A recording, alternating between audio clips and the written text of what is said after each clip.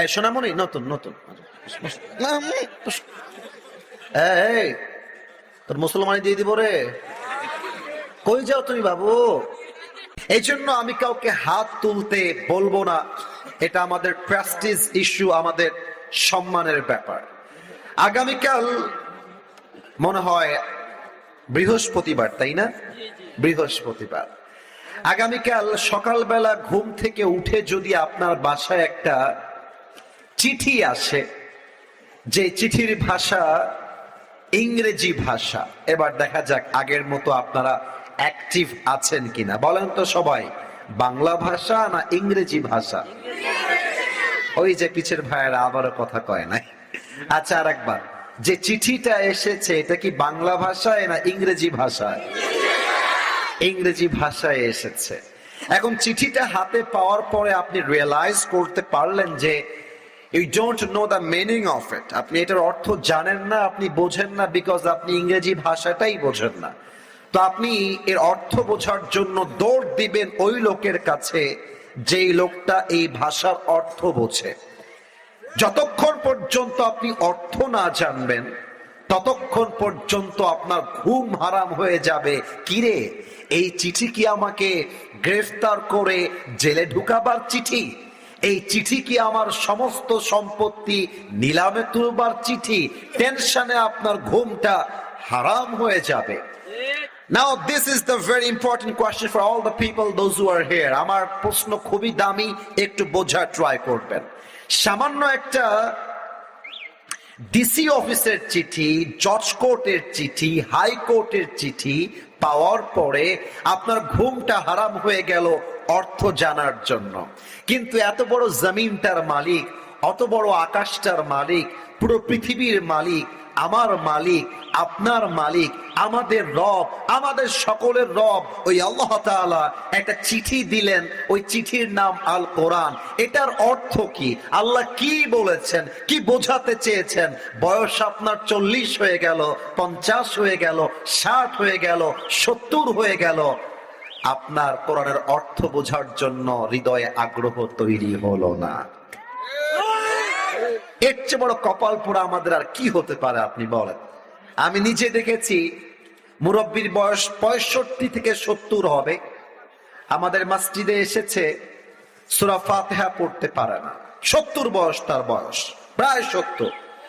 এজন্য আজকে আমরা কোরআনকে জানতে চাই, কোরআনকে আমরা চিনতে চাই। আসুন আমরা আয়াত ভিত্তিক তাফসীরে ফিরে যাই। কোরআনকে যদি আমরা প্রশ্ন করি, কোরআন তুমি আমাকে উত্তর দাও তো, তোমাকে পৃথিবীতে নাজিল করেছে কে? এই উত্তর কোরআনের কাছে। বলেন সবাই, আছে না নাই? পেছনে আবারও আওয়াজ পাই নাই, বলেন সবাই, আছে না নাই? কোরআন বলছে তানজিলাম মিম্মান খালাকাল আরদা ওয়াস সামাওয়াতিল উলা। This Quran has been sent down by him who has created the heavens and earth. এই কোরআনটা নাজিল করেছেন তিনি, যিনি পুরো আকাশ এবং জমিনকে সৃষ্টি করেছেন। বলেন তো, আকাশ এবং এই জমিনের মালিক এক রব। আওয়াজ দিয়ে বলেন, সেই রব কে? আল্লাহ আমার রব। একজন পাওয়া গেছে, বাদ বাকি সব মরা পাইছি। আর একবার দেখা যাক গাওয়া যায় কিনা আমার সাথে। আল্লাহ আমার রব, দমে দমে তনু মনে তারি অনুভব। ঠিক কিনা বলে? তোমার দুনিয়াতে আমি যেদিকে তাকাই, অথই নেয়ামতে ডুবে আছি সবাই। পাখপাখালির কণ্ঠে শুনি তাসবিহ কল রব, তাসবিহ কল রব। আল্লাহ আমার রব, দমে দমে তনু মনে তারি অনুভব। রবকে। তার মানে কোরআন আমি বুঝলাম তোমাকে আল্লাহ রাব্বুল আলামিন নাজিল করেছেন। এবার আমার 2 নাম্বার প্রশ্ন হলো, হে কোরআন, তুমি যে নাজিল হয়েছো, যার উপরে হয়েছো, তার নামটা কি আমাকে বলো। কোরআন তার জবাব দিচ্ছে সূরাত মুহাম্মদ, وآمنوا بما نزل على محمد।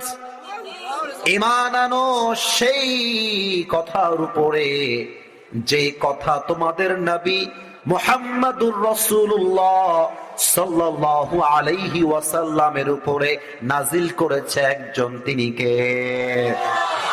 আচ্ছা, ইট মিন্স তুমি আমাদের নবীর উপর নাজিল হয়েছো।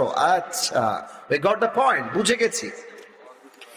এবার 3 নাম্বার প্রশ্ন, আচ্ছা কোরআন তুমি পৃথিবীতে আসার আগে কোথায় ছিলে? এর জবাবও কোরআনে আছে না নাই? আপনারা মরে গেলে লাইভ চলতেছে, বলেন সবাই আছে না নাই? সূরাতুল বুরুজ 21 and 22 ভার্স 21 এবং 22 নম্বর আয়াত। বাল হুয়া কুরআনুম মাজিদুন ফি লাওহিম মাহফুজ।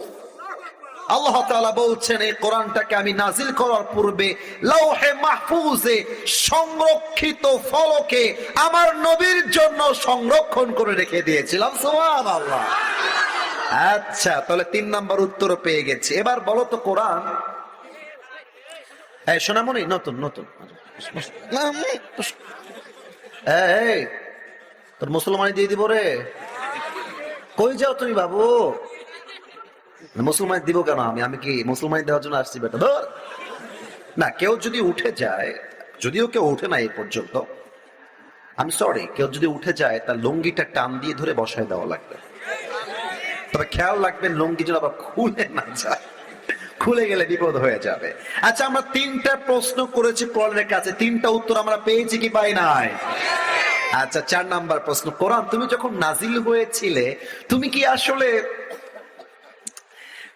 কোন মাসে নাজিল হয়েছিল? সেই মাসটার নাম কি আমাকে বলো। কোরআন তার জবাব দিচ্ছে, শাহরু রমাদান আল্লাযী উনজিলা ফীহিল কুরআন। আমি হলাম সেই কোরআন যাকে আল্লাহ তাআলা রমজান মাসে নাজিল করেছে। আচ্ছা, তার মানে মাসটার নাম রমজান, তা তো বুঝলাম, কিন্তু তুমি কি দিনে আসলা না নাকি রাতে আসলা? তারও জবাব কোরআনে আছে না নাই? ইন্না আনজালনাহু ফী লাইলাতিল কদর। I have sent this Quran on a blessed night. আমি আল্লাহ তাআলা এই কোরআনটাকে নাজিল করেছি এক মহা বরকতপূর্ণ রাতে, যে রাতটার নাম হচ্ছে লাইলাতুল কদর। তাও তো সুবহানাল্লাহ কইতে পারলেন না আপনারা? ও আচ্ছা আচ্ছা, তুমি তাহলে রাতের বেলায় এসেছো, ঠিক আছে। এবার তুমি আমাকে জবাব দাও, কোরআন, এই যে এই কথাটা গায়ে লাগবে অনেকের, অনেক আমাদের নেতা যারা আছেন, we respect all the leaders in Bangladesh, সবাইকে আমরা স্যালিউট জানাই, সম্মান জানাই। এখানে বিএনপির ভাইরা যেমন আছেন, জামাত ইসলাম আছেন, এনসিপি আছেন, আওয়ামী লীগ করতেন আগে, এমন অনেক ভাইরা এখানে আছেন। I salute everybody, I respect everybody. To be honest with, আমি সবাইকে ভালোবাসি, কিন্তু কিছু নেতা আমাদেরকে মিডিয়াতে বলে যে রাজনীতি আলাদা, কোরআন আলাদা। অনেকে বলে রাষ্ট্র আলাদা, কোরআন আলাদা। ইভেন অনেকে বলেই দেয় কোরআনের ভিতরে কোনো রাজনীতি নাই, এটা আলাদা সাবজেক্ট। মাথায় রাখবেন, যেই নেতা আল কোরআন দিয়ে রাজনীতি করতে চায় না, সেই নেতাই বাংলাদেশে দুর্নীতি করতে চায়। আচ্ছা, আমরা কোরআন থেকেই দলিল নিব, কোরআনকেই বলবো। আচ্ছা, কোরআন